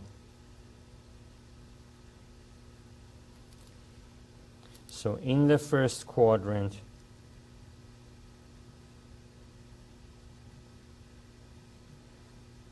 the sine half angle must be positive. Okay. All right. So, but we already know that from this right triangle,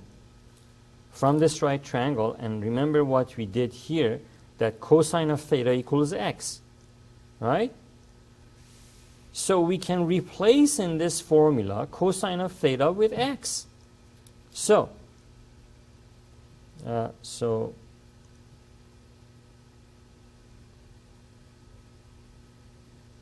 we already know that cosine of theta equals x, right? That piece. So we can replace, we can say sine of half angle is equal to, instead of that, we have 1 minus x over 2. And that's what we have for that original expression. Okay, so let me actually write that ahead of this. So this is equal, this was equal to that original expression we had, sine of 1/2 cosine, inverse cosine of x. Okay? All right.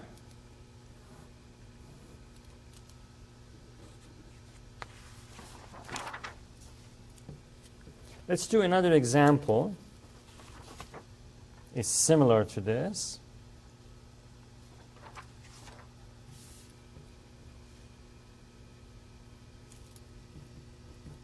Again, please pause the video, do your own thinking and work before coming back and looking at my solution and comparing it with your own. I don't get tired of reminding you of this because that's critical to your learning. I don't want you to just watch this video like a movie. It should be interactive. You pause it, you do your own work, and then you come back to it.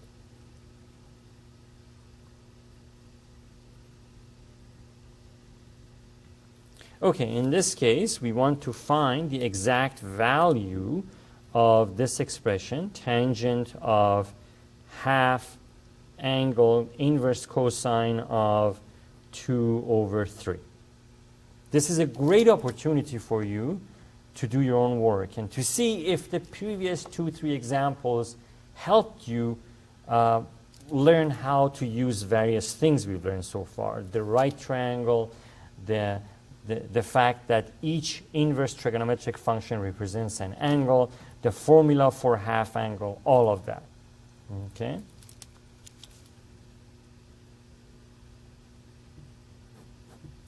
All right. So I'm assuming you've done your work and now you're back. So we want to take this, again, this is the inverse trigonometric function. So let's take all of that as theta, right? It represents some angle. We call it theta, right? So that implies that cosine of theta must be equal to 2/3. Okay? Because theta is equal to all of that. So what we're doing here is theta is equal to inverse cosine 2/3. Therefore, cosine of theta is equal to 2/3. But then, as soon as you have this relationship figured out, cosine of theta equals 2/3, let's create a right triangle for this.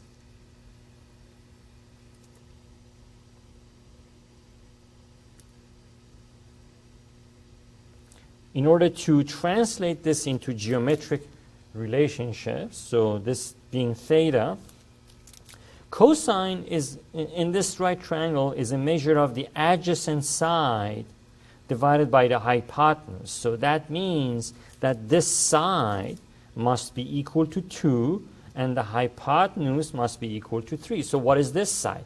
Well, we can easily figure it out using the Pythagorean theorem. So, and let's label this A and this one B.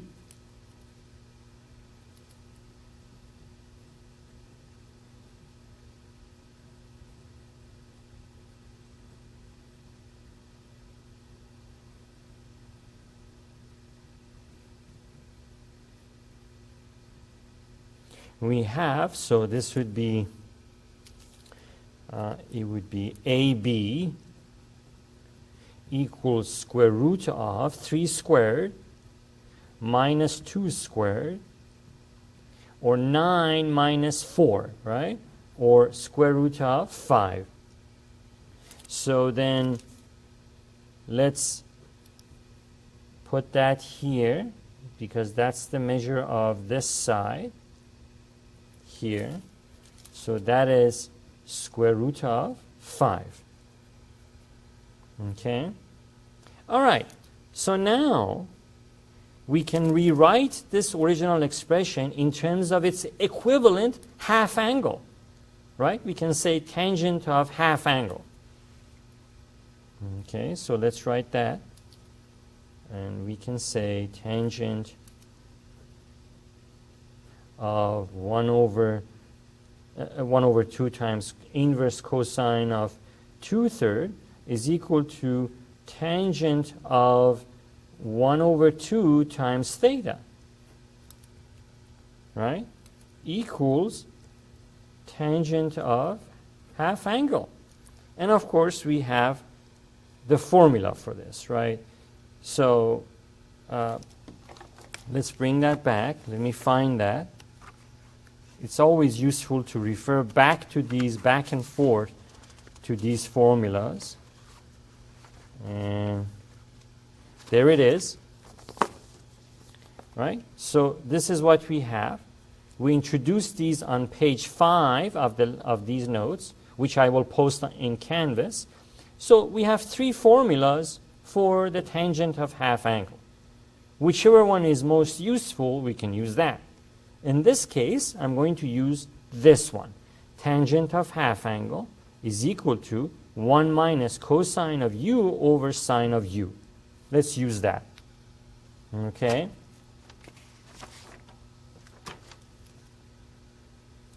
So we have, and so tangent of half angle is equal to 1 minus cosine of theta divided by sine of theta. But we have the right triangle figured out. So we know cosine of theta is 2 over 3, and sine of theta is square root of 5 over 3. Right? So let's plug them in. I don't know if I can, well, yeah, barely I can show them all on the screen. That's good. So let me try to keep all of this on the screen. So I'm going to write 1 minus cosine of theta. It would be 2 over 3 from the triangle. Divided by sine of theta would be square root of 5 over the hypotenuse, which is 3. Okay? All right, so now the rest is just algebra and using algebra and simplifying what we have here. So first, let's take the common denominator in the numerator here. We have 3 as the common denominator, 3 minus 2 divided by square root of 5 over 3. Move this up a little bit. Right? And then the 3's cancel out. Right? This, well, first of all, that's 1, right? So this is, so we can say that's 1 over 3 divided by square root of 5 over 3 over 3. And then the 3's cancel out in this complex fraction. We end up with 1 over a square root of 5. But of course, in the vast majority of cases, we'd like to rationalize any radical expressions we have in the denominator. So let's get rid of this square root of 5 in the denominator by rationalizing it. So we have 1 over square root of 5 times square root of 5 over square root of 5, which will be square root of 5 divided by 5. All right? So this will be the final result. So they said, find the exact value of this expression. And we did that. And now we have that. Okay? And I trust if you have any questions, you'll let me know. But the trick in all of this is practice, practice, practice, because all of this course is highly procedural. And with any procedural content, practice makes perfect.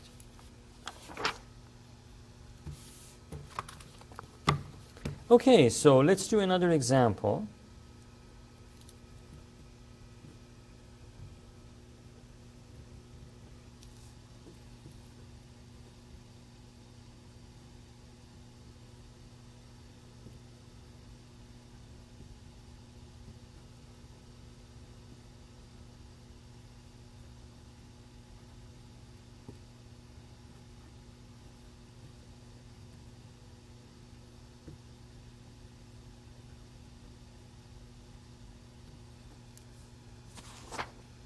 Actually, it says evaluate each expression. I got this from the textbook, but from the end of section problems. But this is just one example. It's number 54 in the back. So it says evaluate each expression. I should say evaluate the expression under the given conditions. But I will fix the grammar of this before posting it in Canvas. How's that? Okay, but for now, let us continue. We want to evaluate this one. Tangent of 2 theta given, and it says given under the given conditions. These are the given conditions. Given that cosine of theta is equal to 3/5 and theta is in the first quadrant, or quadrant 1. Okay. All right. As soon as we see that, what are we going to do? We're going to set up the right triangle, right? Let's do that. So the solution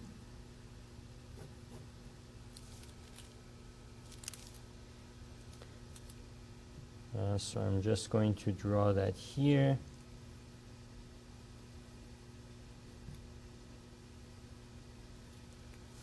And we have, let's call this angle theta.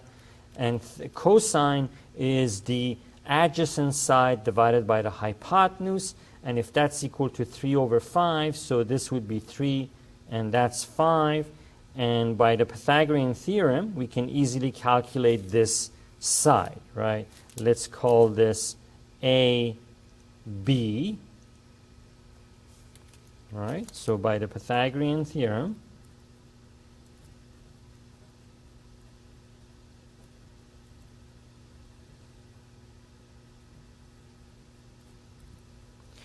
we have AB is equal to square root of 5 squared minus 3 squared.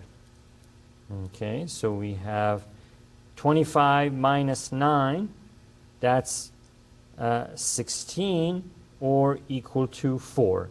So then we can easily say that that is the measure of that side of this right triangle, 4.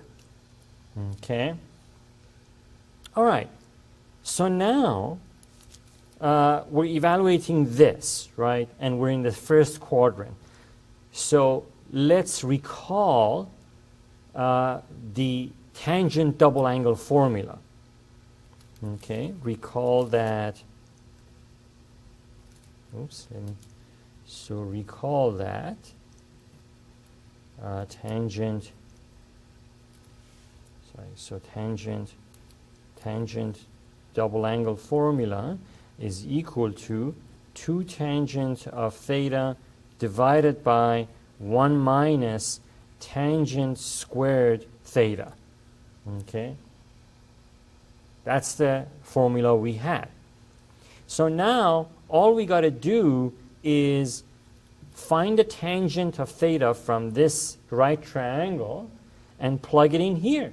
That's pretty easy. Tangent of theta is the measure of the opposite side of the opposite side to the angle divided by the adjacent. Tangent of theta is equal to the ratio of the opposite side divided by the adjacent side. So that would be 4/3. Every time you see tangent of theta, just plug in 4/3.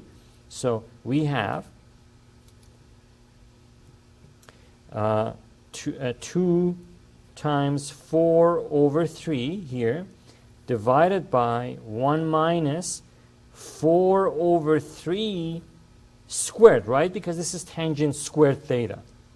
So minus 4/3 squared. Okay? All right. So we have 2 times 4/3. That'll be 8/3 divided by 1 minus 16/9, right? 16 over 9 after we square that 4/3. So then we have, what do we have? We have 8 over 3 divided by, take the common denominator here, which is 9. 9 minus 16, that's going to give us 8 over 3 divided by 9 minus 16, it's negative 7, right? Negative 7 over 9. And what do we know about from basic algebra? How do we simplify a complex fraction? Very easily. We multiply the farthest terms by each other, 8 times 9, and divide it by the product of the nearest terms. Once again, we multiply the farthest terms, 8 times 9, divided by the product of the nearest terms. So we have, that means we have 8 times 9, these are the farthest terms from each other, divide that by the product of the nearest terms, 3 times negative 7. So of course 3 and 9 we can, 3 is a factor of 9. So after simplifying, so with this we have 3, that goes away. So we have, ultimately, we have negative 24 over 7. Okay? And there's our final answer for that.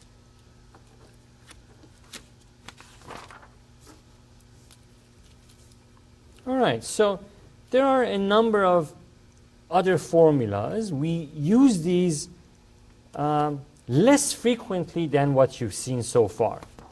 What you've seen so far, we use them quite often in higher math classes. But these other formulas that I'm going to mention, which your book also mentions, these are also used but much less frequently. Nevertheless, we have to discuss them. So the first set of such formulas are called product to sum formulas. Okay. And we have, so these are the formulas. We have the sine of u being some angle, times cosine of v being another angle, is equal to 1/2. So this is product, right? This is a product. Sine of u times cosine of v. Product to sum.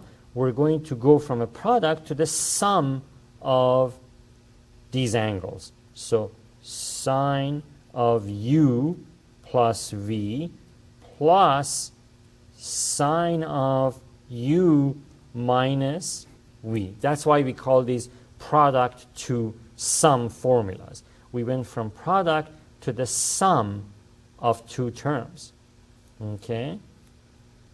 And the next one is cosine of u times sine of v. Right? This was sine of u times cosine of v. This is cosine u times sine v. It is equal to 1/2 times sine of u plus v minus, right? Instead of plus, minus sine of u minus v. So that's the only thing that changed from this formula to that formula, and also that these were swapped, right? The angles. So cosine u times sine v rather than sine u times cosine of v. Cosine of v. Okay, so we have two more to go of these kind of product to sum formulas. Next one is cosine of u times cosine of v, right? We did cosine u sine v. Now cosine u cosine v is equal to 1/2 times cosine of u plus v plus cosine of u minus v. And we'll do one example just to see how this works. That's all. Okay. And then finally, the last one is sine of u times sine of v, right? We had sine u, cosine v, cosine u, sine v, cosine u, cosine v, and now sine u sine v is equal to 1/2 of cosine of u minus v. Notice so far it was u plus v, u plus v, u plus v. Now all of a sudden we have u minus v minus cosine of u plus v. Okay? I think I should box all of these with my thick marker here. So we have all of that as one set of product to sum formulas. Okay, like that. Okay, so let's do one example to demonstrate how we can use such formulas.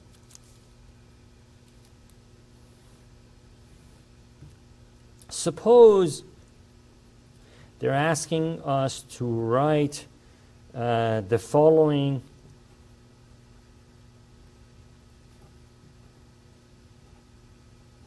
product as a sum. Okay? Cosine of 5x times cosine of 3x. Right? This is a product. We want to write it as a sum. So cosine times cosine, right? So which one of these can we use? Can we use this one? Sine times cosine? No, we can't. We need cosine times cosine. Can we use this one? No, because of this sign, right? Can we use this one? Absolutely. That's the one we're going to use. Cosine of u times cosine of v. That's the case we have, right? So we're going to use this one. Therefore, let me like that. So in our case, okay, you can see it on the screen. Good. So in our case, this is u and this is v. And we're going to use that one for this example. Okay? So we're going to use, for this example, we're going to use that for this example. Okay? All right. So we have 1/2 times cosine of u plus v, right? That's what we have. U plus v, 5x plus 3x. Then plus cosine of u minus v, 5x minus 3x.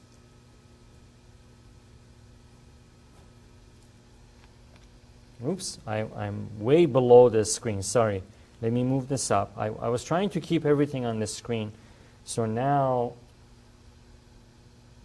you should see it better, but the original formula is off the screen, which is okay. Okay, so now you have 1/2 times cosine of, we're distributing the 1/2, right? Let me do it all at once. So 1/2 times cosine of 8x plus 1/2, this is being distributed to everything in the brackets. 1/2 cosine of 2x, right? There you go. So we've been able to convert the product to the sum of those angles. Sum or the difference of those angles. Okay? That's all there is to it. All right.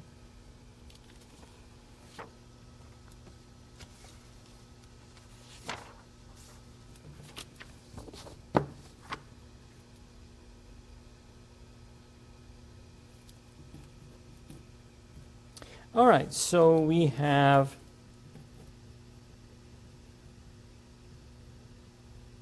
the sum to product formulas. This is going backwards. This is, we have sums of trigonometric functions, and we want to go back to converting them to product form. Okay? And we'll do one example. We also have 4 of these, and then we'll do one example.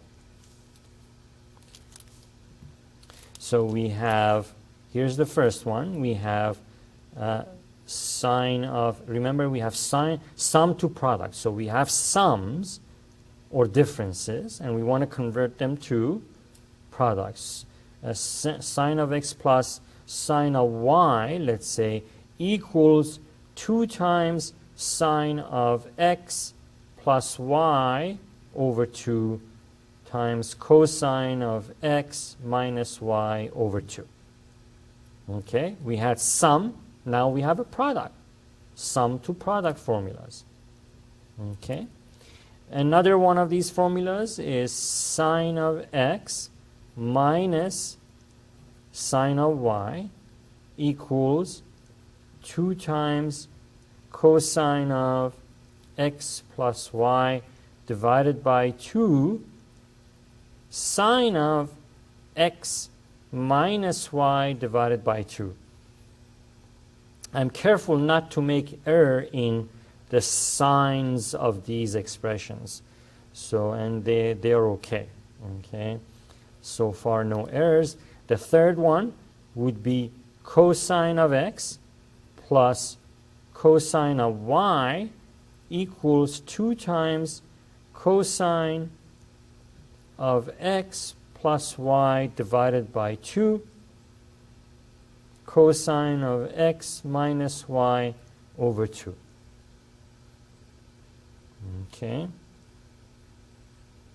I think that looks good. The signs are okay. Okay. So the next one is interesting because all of these you had positive 2, positive 2, positive 2, right? But this one, as you can see, cosine of x minus cosine of y is, let me distinguish it by writing it in red. This is the only one that says minus 2 sine of x plus y divided by 2 times sine of x minus y over 2. Okay, and I'm going to box these with my thick pen here, like that and like that. Okay. All right, so let's do an example.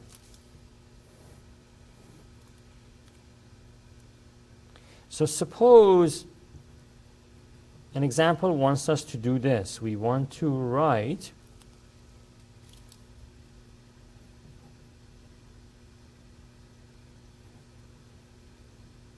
the following sum as a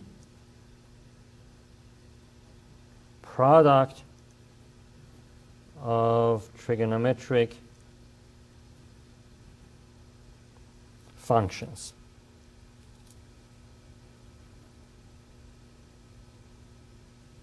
Okay, and here's the sum that we have. We have sine of x minus sine of 4x. Okay, and then here's the solution. So in this case, so this whole thing, this is x, it's okay, but this piece, it's our y. So this is x. I'm connecting these to these formulas that we just learned, right? So x is just x is just x, but 4x would be the y. 4x is the y in this one. Sine of x minus sine of y. So in this example, this is the one. I'm just going to highlight it, but I don't think I can keep it on the screen. It'll go out of the view, but that's the one we're using for this example. For this example. Okay, like that. All right. So I might as well write it down so it's in front of us. So I'm going to write it down here so we can look at it because it's off the screen there. So sine of x minus sine of y is equal to 2 cosine of x plus y divided by 2 sine of x minus y divided by 2. Okay, so all we have to do is just plug in for what we have. Therefore, thus, we have sine of x minus sine of 4x on the left side. That means we have 2 cosine of x plus 4x. Right? Instead of y, we have 4x divided by 2 sine of x minus 4x divided by 2. Okay. All right. So we can just simplify things there. So we have 2 cosine of 5x over 2 times sine of minus 3x over 2. Okay, let me put a parenthesis around these, like that. So we went from the sum or the difference to a product of trigonometric functions. So this is where we can stop here. Okay. All right, so this wraps up our discussion of section 7.3, and I hope this was useful to your understanding of the formulas and techniques in this section. And I want to thank you again for watching this video until the end. And for now, have a nice day, and I'll see you again next time.